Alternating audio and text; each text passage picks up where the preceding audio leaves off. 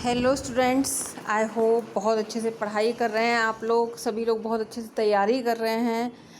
आज जो हमारा टॉपिक है वो है प्रोवर्ब्स, जो आप देख चुके हैं ऑलरेडी कि यहाँ पर प्रोवर्ब्स लिखा हुआ है। तो आज का टॉपिक है हमारा प्रोवर्ब्स।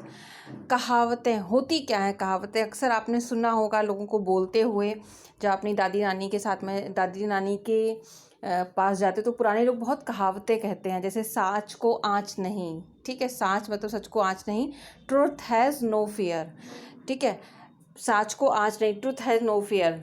झूठ को इस तरीके से मतलब झूठ के पैर नहीं होते, तो लाई हैज़ नो लेग्स। तो इस तरीके की जो प्रोवर्ब्स होती हैं वो आज मैं आपके लिए लेके आई हूँ। कहावतें अक्सर आप जब इंग्लिश में यूज़ करोगे ना तो it will make your English more impressive. ठीक है, तो बोलते टाइम आप इनको यूज़ करो, इनको लर्न करो। ठीक है, तो ये एक अच्छा इम्पैक्ट डालती हैं सामने वाले के ऊपर। और before starting the video, like and share my video. फटाफट लाइक करो एंड शेयर करो।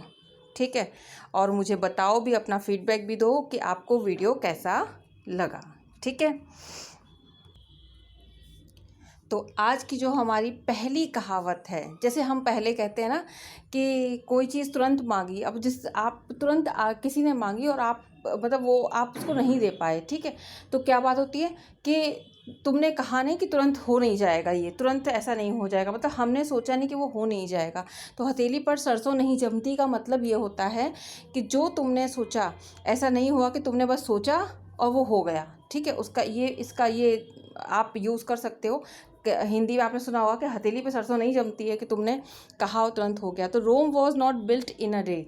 टाइम लगता है, किसी भी चीज़ को होने में टाइम लगता है। ठीक है, तो आप इसको लर्न कर सकते हो, इसको बोल सकते हो इस तरीके से कि किसी को भी चीज़ को होने में एक टाइम लगता है। ठीक है, so Rome was not built in a day.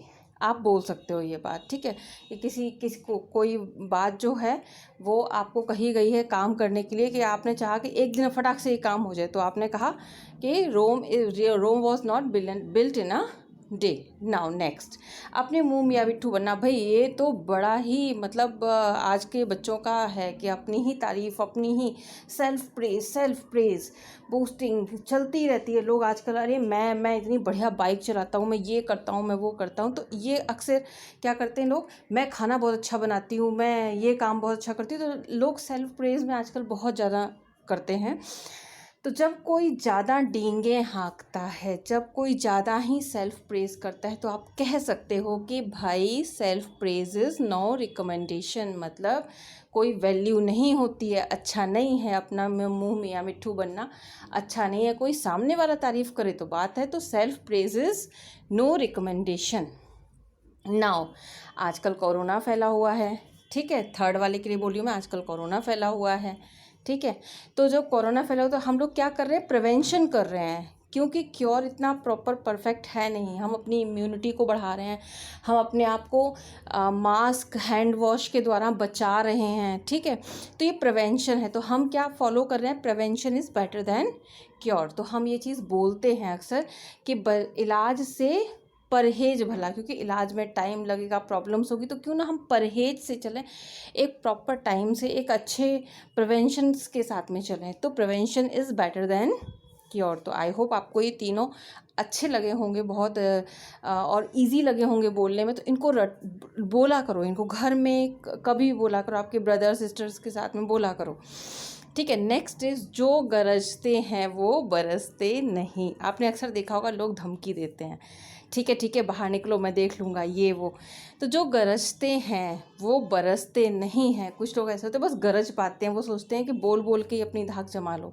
तो जो गरजते हैं वो बरसते नहीं हैं, इसका मतलब ये होता है। तो इंग्लिश में क्या बोलेंगे इसे, empty vessels make much noise. जिनके अंदर कोई या फिर आप एक चीज़ देखना कि कभी कभी ना लोगों को नॉलेज नहीं होती किसी चीज़ की, और वो शुरू हो जाते हैं, उनको एक चीज़ पता चली और वो शुरू हो गए कि नहीं मुझे ये पता है वो पता है। तो होता है क्या, और अगर वाकई में रियली में लोगों को नॉलेज हो जाती है ना तो वो इतना शोर नहीं मचाते। लेकिन जब हाफ नॉलेज होती है ना, तो कहते भी हैं हाफ नॉलेज इज़ डेंजरस। किसी भी चीज़ के बारे में अगर आपको हाफ नॉलेज है तो वो डेंजरस है। तो जो गरजते हैं वो बरसते नहीं। एम्प्टी वेजल मतलब कि खाली बर्तन ज़्यादा शोर मचाता है, जिसके अंदर कुछ नहीं होता ना वो ज़्यादा शोर मचाता है। It is truth.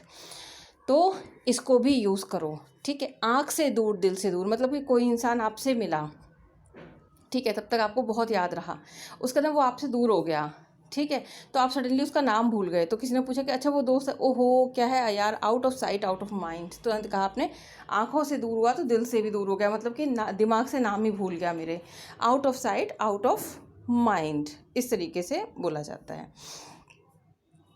अब जो है बड़ा इंटरेस्टिंग सा है कि अक्सर हमें काम करना तो आता नहीं, मतलब हम चले कुछ काम करने, ठीक है, हमने देखा कि हमारे दोस्त ने जो है, कुछ फ्रेंड ने कुछ ऐसा काम किया, लाइक हमारे फ्रेंड ने डांस सीखा, ठीक है, या बॉडी बिल्डिंग किया, कुछ भी देखा देखी हमने काम करना वो शुरू कर दिया, नहीं मुझको भी आता है, ठीक है, तो इस चक्कर में क्या हुआ कि काम तो हुआ नहीं और वो काम बिगड़ गया, तो तुरंत आप पे क्या कमेंट कसा जाएगा, नाच ना आवे आंगन टेढ़ा।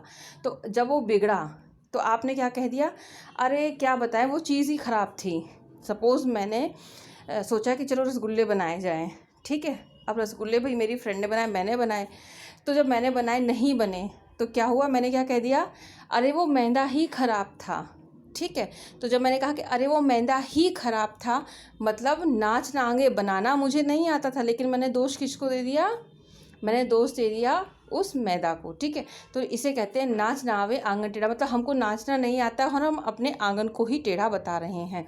तो ये है a bad man quarrels with his tool, ठीक है, नाच ना आवे आंगन टेढ़ा, मतलब आप जो है सामने वाले से एक आदमी, जैसे मैंने बोला कि रसगुल्ले मुझसे नहीं बने, तो मैंने बोला कि भाई मेरे से इसलिए नहीं बने क्योंकि मैदा ही ख़राब थी, एक्चुअल में मुझे बनाना नहीं आता, ठीक है, तो मैंने क्या बोला, ये मैदा ही ख़राब थी। तो जब मैंने ऐसा बोला तो क्या हुआ, आप क्या मुझसे बोलोगे तुरंत, ओहो a bad workman quarrels with his tool, एक जो bad man work quarrels with his tool, ऐसे करके आप मेरे से तुरंत बोलोगे, ठीक है। तो आई होप ये तीनों आपको बहुत अच्छे समझ में आए होंगे।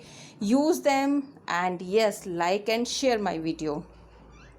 नाउ नेक्स्ट, हाथी के दांत खाने के और दिखाने के और। अक्सर होता है ये कि जो चीज़ जैसी दिखती है आदमी शो करता है, यार मेरे यहाँ बहुत ये चीज़ है, आजकल तो शो ऑफ का दुनिया ही चल रही है, तो आदमी बहुत दिखाता है, शो ऑफ करता है, मेरे यहाँ ये है, मेरे यहाँ वो है, लेकिन जब आप घर गए तो सामने वाले के पता चला कि सामने वाले के यहाँ पे कुछ भी नहीं है। तो या फिर कोई अपने बच्चे की तारीफ़ करता है, मेरा बच्चा बहुत होशियार है बहुत होशियार है, लेकिन पूछा तो उसको क्या हुआ, 10 की टेबल भी नहीं आई। तो all glitters is not gold, सभी चमकने वाली चीज़ें गोल्ड नहीं होती हैं। जो दिखता है ना, सामने से कोई एकदम से नया क्लास में आया आपने देखा, आप एकदम से इम्प्रेस हो गए कि अरे ये तो बच्चा बहुत एकदम इंटेलिजेंट है एकदम, लेकिन बाद में पता चला कि all glitters is not gold, कि सारा जो ग्लिटर है वो सब चमकने वाली चीज़ें वाकई में इंटेलिजेंट नहीं होते, तो गोल्ड नहीं होती, जो दिखता है वैसा नहीं होता है।